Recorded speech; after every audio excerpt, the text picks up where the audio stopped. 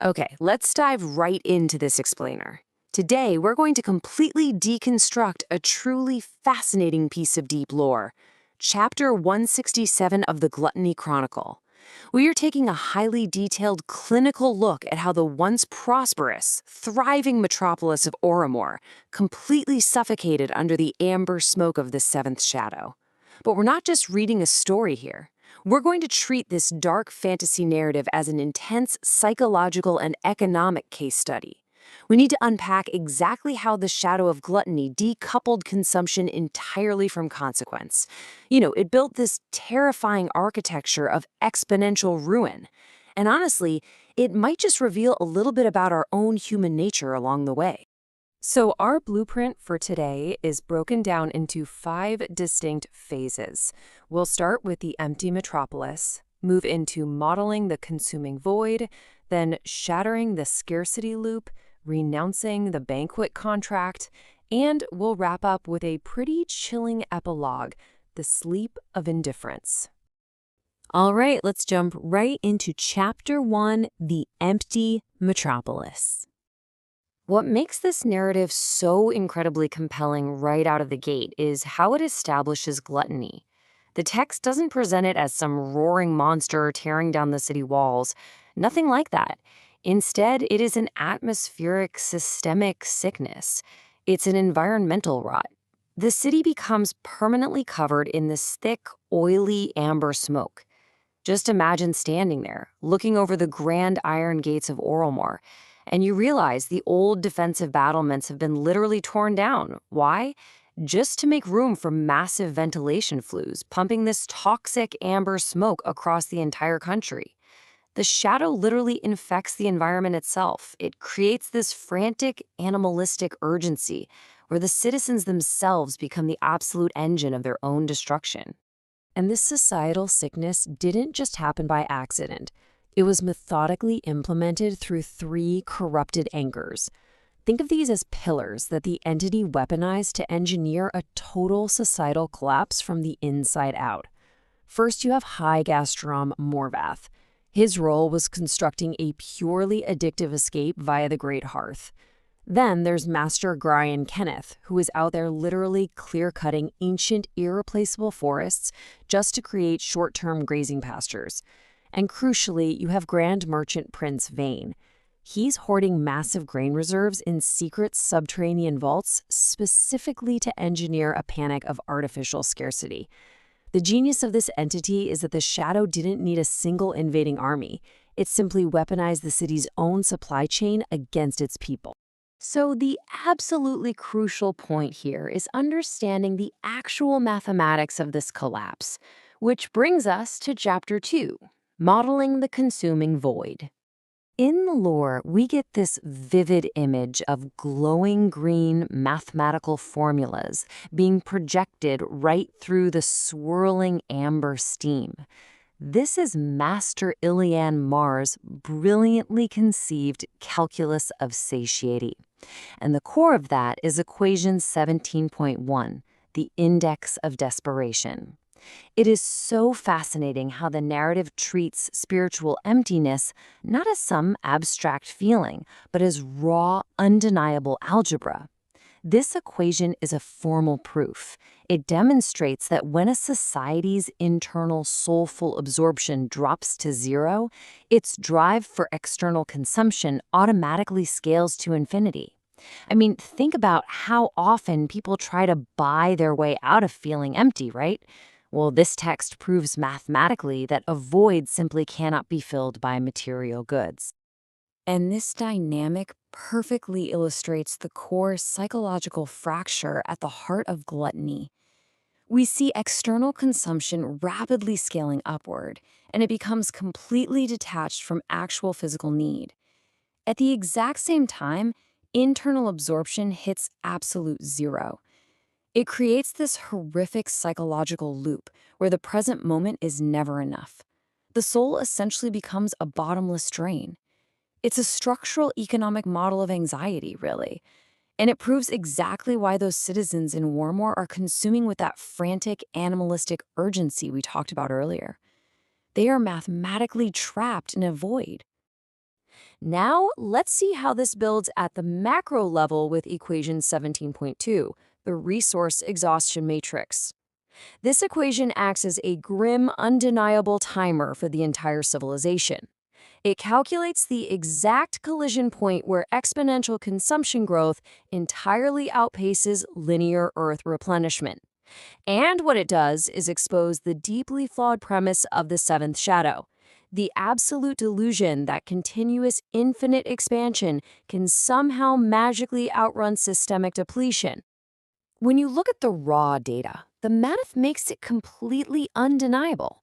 An ethically compromised society will, without question, inevitably consume itself right into oblivion.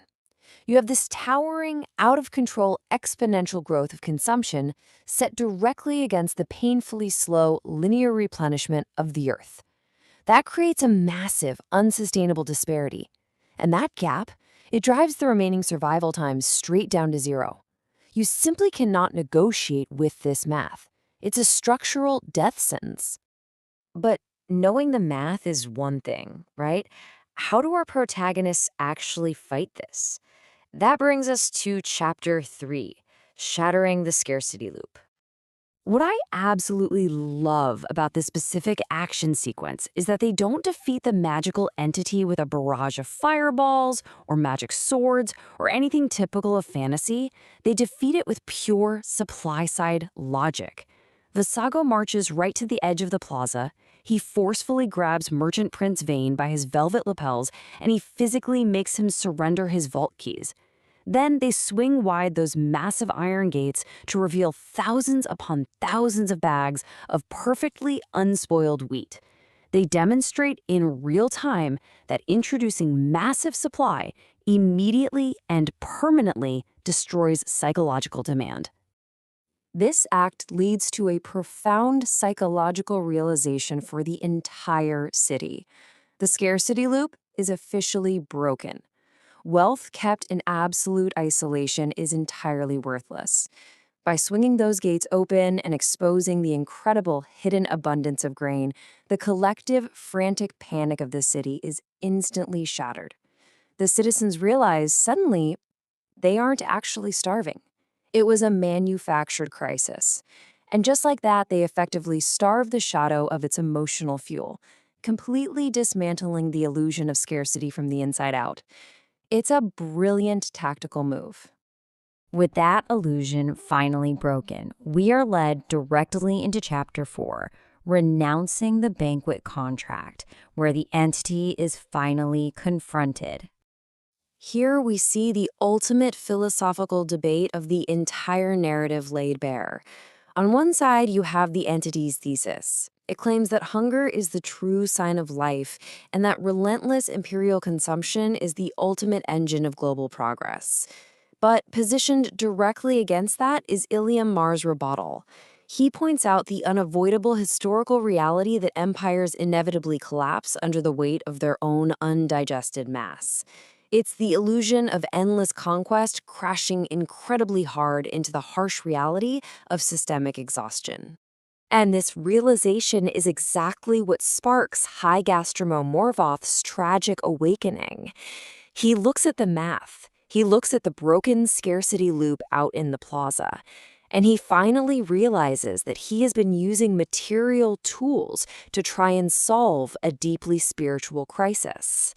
As the text so perfectly states, trying to fill a spiritual vacuum with material consumption is a mathematical impossibility. It's a structural flaw in human logic. Which brings us to the deeply tragic climax at the Great Hearth. You have this towering silhouette of vapor and ash with 1,000 open mouths shrieking over a crumbling banquet hall. But then a golden chalice drops to the floor, spilling thick, syrupy wine into the ashes.